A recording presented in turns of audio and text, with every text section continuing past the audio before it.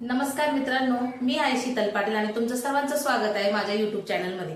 तर आज संध्याकाळचा मेनू मी ठरवलेला आहे जो सगळ्यांना खूप आवडतो आणि सगळ्याकडे बनवला जातो। तो खाल्ल्याशिवाय कुणाचंही मन भरत नाही किंवा तो नसला की जेवण अपूर्ण वाटतं। तर स्पेशल म्हणायला तसं नाहीये, पण युनिव्हर्सल मेनू आपण नक्की म्हणू शकतो। तर मी आज बनवणार आहे खिचडी आणि त्याच्यासोबत बनवणार आहे आज मिरचीच्या भज्या। तर मग चला करूया सुरुवात। तर खिचडी बनवण्यासाठी मी घेतलेले इकडे शेंगदाणे, कढीपत्ता, लसणाची पेस्ट, टोमॅटो, कांदा आणि बटाटा जे की बारीक चिरून घेतले। त्यासोबतच घेतलेला आहे मी तांदूळ आणि डाळ। हा जो तांदूळ आहे हा आहे कोलम। तसं तर आम्हाला फक्त घोटी इंद्रायणी तांदळाचीच खिचडी आवडते, पण आज आणलेला होता कोलम, त्याच्यामुळेच मग कोलम तांदूळाचीच खिचडी बनवते। तशी रेशनच्या तांदळाची खिचडी सुद्धा खूप छान लागते, आम्हाला ती सुद्धा आवडते।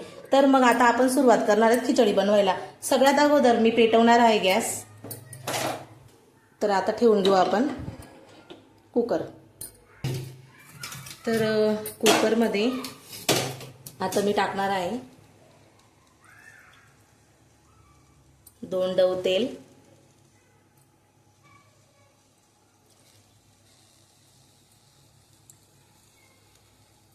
तेल तापून घेतं।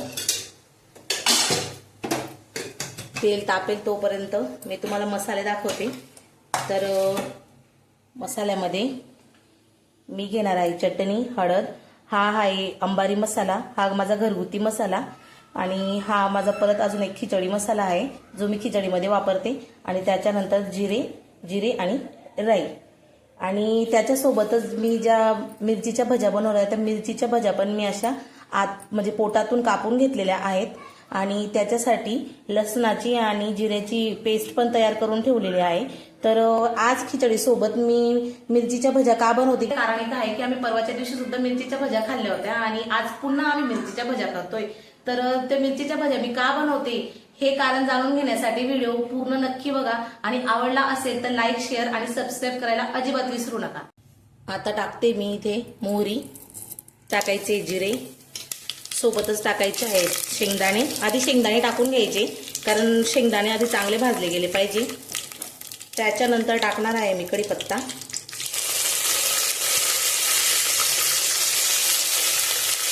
कढीपत्त्यासोबत आला कांदा, आणि मग नंतर टाकायची लसणाची पेस्ट। अद्रक नव्हतं त्याच्यामुळे मी फक्त लसणाची पेस्ट टाकलेली इकडे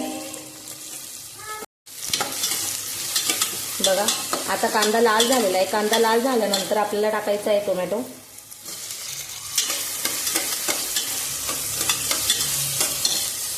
त्याच्यासोबत येईल बटाटा, टोमॅटो आणि ही चांगली पेस्ट, कांद्याची, बटाट्याची आणि टोमॅटोची चांगली पेस्ट होऊ द्यायची। जोपर्यंत सगळे मिक्स होत नाही तोपर्यंत चांगलं त्याला हलवून घ्यायचे। टमाटा आणि बटाटा चांगला मिक्स झालेला आहे। तर आता आपण टाकून घेऊ त्याच्यामध्ये मसाले। तर मसाल्यासाठी मी 2 चम्मच इकडे टाकते चटणी, त्यानंतर 1 चम्मच हळद, 1 चम्मच हळद, नंतर हा अंबारीचा मसाला, घरी बनवलेला मसाला, आणि हा पुन्हा एकदा टाकते मी सुहानाचा मसाला। तर मसाल्याला मिक्स केल्यानंतर थोडंसं पाणी टाकायचं त्याच्यात बघा, एवढं पाणी टाकायचं म्हणजे तो मसाला ना चांगला शेकला जाईल पाण्यामध्ये, आणि तो मसाला शेकला जातो तोपर्यंत मी करून घेणार इकडे खिचडीमध्ये टाकण्यासाठी गरम पाणी। इकडे गॅसवर ठेवलेले गरम पाणी, कारण गरम पाणी जर टाकलं तर खिचडी खूप छान टेस्ट देते। जोपर्यंत पाणी गरम होतंय तोपर्यंत मसाल्याला एकदा परत अजून मिक्स करून घ्यायचा। तर बघा मसाला किती मिक्स मस्त झालाय आणि तेल सुद्धा आलेलं आहे मसाल्याला। त्याच्यानंतर आता जे गरम पाणी ठेवलं होतं ते गरम पाणी आपण टाकून घेणार आहोत। आता चवीनुसार नमक।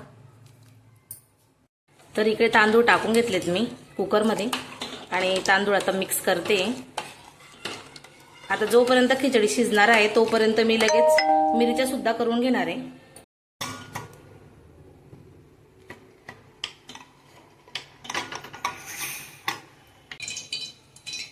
तर बेसन पीठमध्ये जिऱ्याची आणि लसणाची पेस्ट टाकून घेतली. आता ओवा पण टाकल्यासोबत आणि चवीनुसार नमक सुद्धा टाकलेलं आहे. तर मिरच्या तळत असताना भज्या तळत असताना आधी मी मिरच्या तेलमधून तळवून घेणार, कारण खिचडी होईल तेवढ्यामध्ये आपल्या मिरच्या सुद्धा होऊन जातील.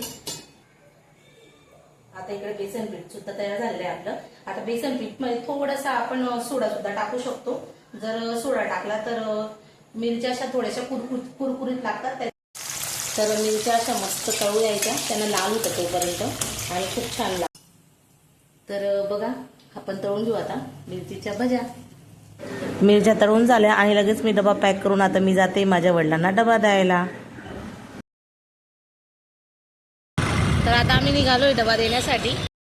तर बघा किती गर्दी आहे रेल्वे स्टेशनवर. मनूचे पप्पा गेलेत आता तिकीट काढण्यासाठी आणि ही मनू हाय, से हाय.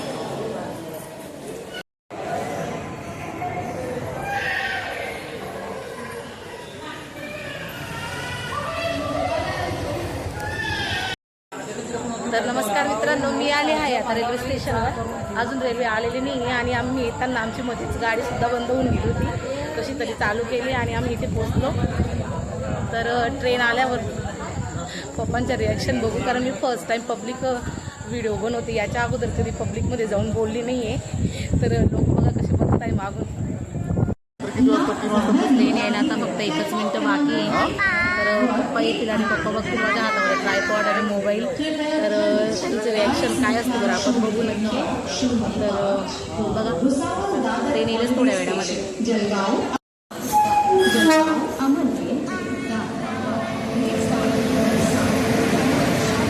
ट्रेन आलेली इकडे. तर आता पप्पा सुद्धा येतील.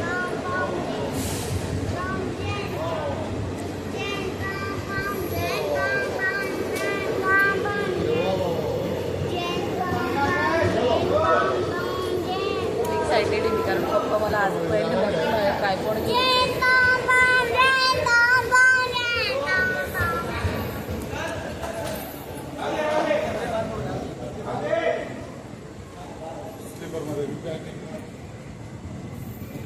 आता पप्पा त्यांचा कोच येणार आहे.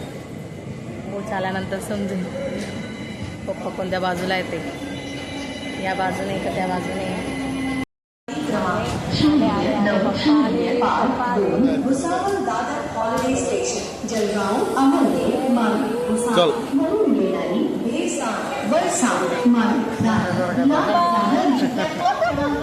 बघा पप्पांनी आणली दादाची कोणती.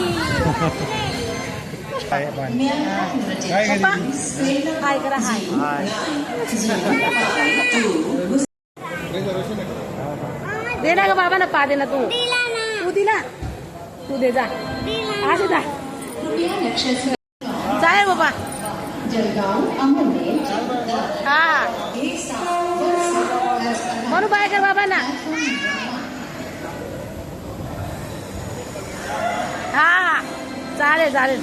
नाही येणार बाबा, नाही जमणार. हा काय नाही जमणार. नका नका.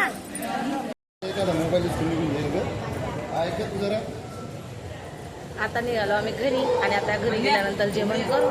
तर भेटूया उद्या नवीन ब्लॉग मध्ये. तर